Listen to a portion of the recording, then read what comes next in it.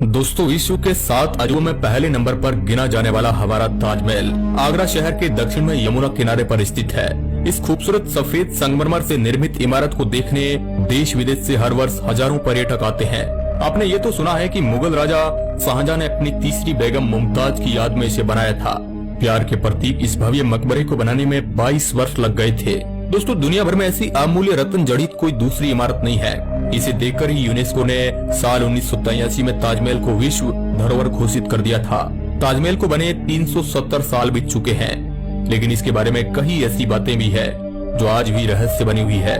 शाहजहां और मुमताज बेगम के बारे में कई किस्से कहानियां भी प्रचलित है। तो आज हम इस वीडियो में आपको बताने वाले हैं कि ताजमहल के बारे में ऐसी कौन सी बातें हैं जिनको आप आज भी नहीं जानते हैं, वो आज भी एक रहस्य बनी हुई है। साथ ही आपको ऐसी कई मिस्ट्रीज बताएंगे जिनको जानने पर आप चौंक जाएंगे।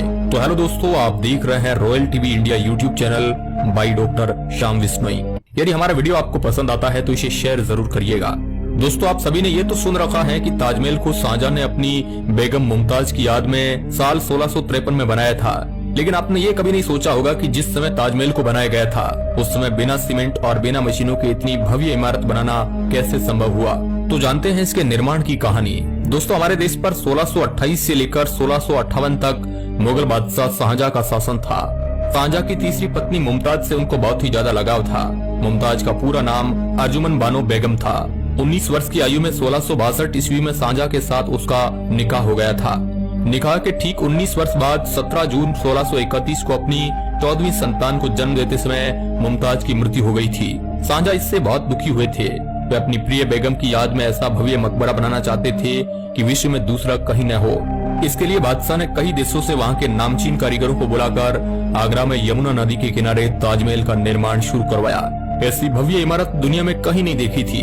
इसके लिए सफेद संगमरमर राजस्थान के मकराना से मंगवाया गया था, जेड और क्रिस्टल चाइना से मंगवाया गया था, लेपिस लेजुली अफगानिस्तान से, तिब्बत से, टर्कोइज जैस्पर पंजाब से, सेफायर श्रीलंका से और कार्नेलियन नामक कीमती पत्थर अरब से मंगवाया गया था। दोस्तों, शाहजहां ने ऐसे ही 28 तरह की बेशकीमती अमूल्य रत्नों और पत्थरों को संगमरमर में जड़वाया था। आपके मन में यह भी प्रश्न अवश्य आ रहा होगा कि उस समय आज जैसे यातायात के साधन नहीं थे, तो फिर इन्हें कैसे लाया गया होगा। दोस्तों, कहा जाता है कि विभिन्न देशों से इन सामानों को लाने में 1000 से अधिक हाथियों और ऊंटों का प्रयोग किया गया। ताजमहल की नींव में कंकड़ पत्थर के साथ साथ विशेष किस्म की लकड़ियां भी प्रयोग की गई, जो नमी को पाकर और मजबूत हो जाती है। इसलिए तो यमुना के किनारे रेतीली जमीन में आज भी ताजमहल मजबूती के साथ खड़ा है। मुमताज की मृत्यु के तुरंत बाद 1631 में ही ताजमहल का निर्माण कार्य शुरू कर दिया था और ये 1653 में बनकर तैयार हुआ था।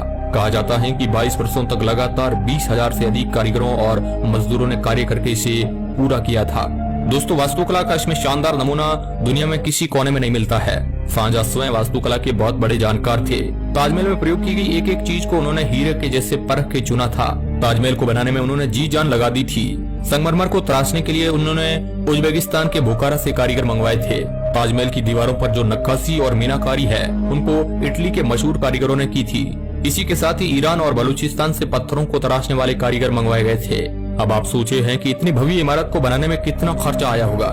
जब ताजमहल का निर्माण हुआ तो इसका खर्च करोड़ों में आया था, लेकिन वर्तमान में यदि कोई ऐसी इमारत बनाई जाए तो एक आकलन के अनुसार 57 अरब 60 करोड़ रुपए खर्च होंगे। दोस्तों, मुमताज की मृत्यु बुरहानपुर में हुई थी और उसका शव वहीं दफनाया हुआ था। ताजमहल के निर्माण के दौरान उसका शव वहां से निकालकर ताजमहल के पास ही एक बगीचे में दफनाया गया। साल 1653 में जब ताजमहल बनकर तैयार हुआ तो उसकी मुख्य गुंबद के नीचे मुमताज का शव कब्र बनाकर दफनाया गया।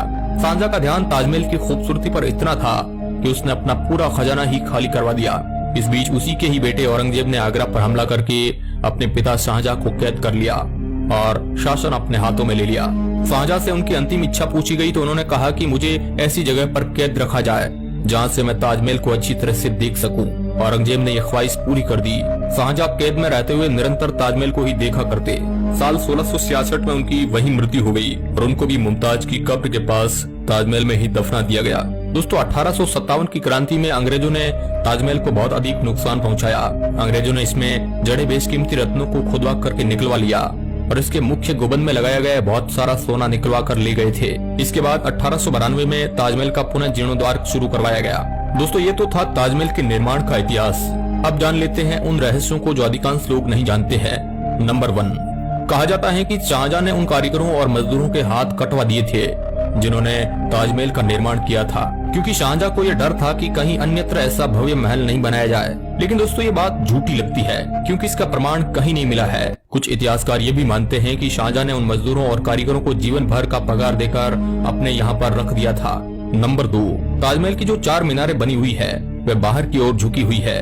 इनको जानबूझकर ऐसा बनाया गया है क्योंकि भूकंप आदि के समय ये गिरे तो भी मुख्य मकबरे को कोई नुकसान नहीं पहुंचा सके। नंबर 3, वर्तमान में हम जो भाग ताजमहल का देखते हैं, असलियत में वह ताजमहल का पिछला हिस्सा है। इसका मुख्य भाग तो यमुना नदी की तरफ है, जहाँ से बादशाह नदी के रास्ते आकर के प्रवेश किया करते थे। नदी के किनारे एक चबूतरा भी स्थित है जो समय के साथ लुप्त हो गया। इसी चबूतरे से राजा और शाही परिवार के सदस्य ताजमहल में आया करते थे। नंबर 4, कुतुब मीनार की ऊंचाई सबसे अधिक मानी जाती है, लेकिन आप ये सुनकर के हैरान रह जाएंगे कि ताजमहल की ऊंचाई कुतुब मीनार से भी अधिक है। कुतुब मीनार 72.5 मीटर ऊंचा है, जबकि ताजमहल की ऊंचाई 73 मीटर है। नंबर 5, दोस्तों शोधकर्ताओं ने ताजमहल पर कई शोध किए। उनका मानना है कि ताजमहल के नीचे 1000 से भी ज्यादा कमरे हैं। उनका ये भी कहना है कि ताजमहल जितना ऊंचा बनाया गया है उतना ही जमीन के अंदर गहराई में बनाया गया है। नंबर 6, दोस्तों उस समय में किलों में सुरंगें बनाकर कई गुप्त रास्ते बनाए जाते थे।